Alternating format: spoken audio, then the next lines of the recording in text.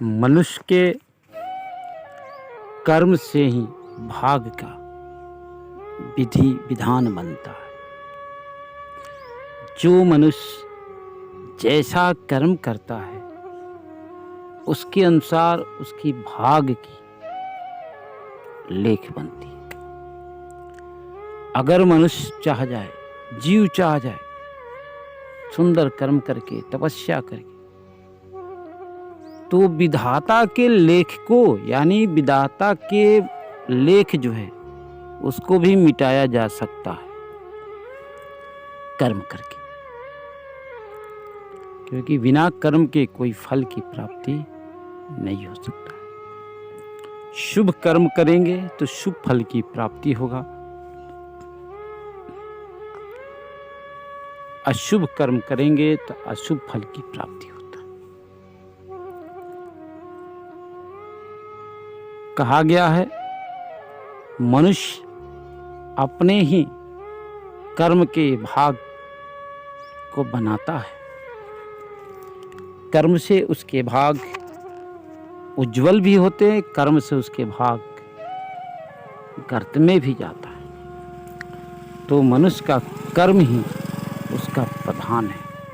कर्म प्रधान विश्व करी राखा, जो जस करहि तो तस फल चाखा। मनुष्य अच्छे कर्म नहीं करता लेकिन अच्छे फल की खोज करता है कि मैं क्यों नहीं पाया। विद्यार्थी है, अगर विद्यार्थी पढ़ेगा लिखेगा नहीं तो अच्छी नौकरी कैसे मिलेगी? खा खा के सोने से नौकरी प्राप्त होगा? मेहनत करना पड़ेगा, रात्रि जागरण करना पड़ेगा, 8 घंटा पढ़ना पड़ेगा, 10 घंटा 16 घंटा पढ़ना पड़ेगा, क्योंकि उसको विद्यार्थी की पढ़ाई ही सब कुछ है। मनुष्य के कर्म सुंदर बने तो राजा भी बन सकता है, धनहाड़ भी बन सकता है, धन का मालिक बन सकता है। लेकिन जब कर्म निंदित होगा तो आया हुआ धन भी चला जाता है, वह नहीं टिकता है, क्योंकि लक्ष्मी भी चंचल होती है। कर्म के जहाँ कर्म सुंदर हो, जहाँ प्रेम हो, जहाँ धर्म हो, वहीं लक्ष्मी का वास होता है।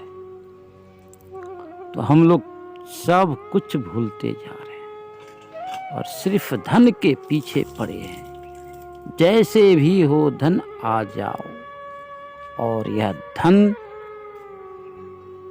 उस धन को पाने के लिए कितने को कष्ट देना होता है, कितने झूठ बोलना पड़ता है,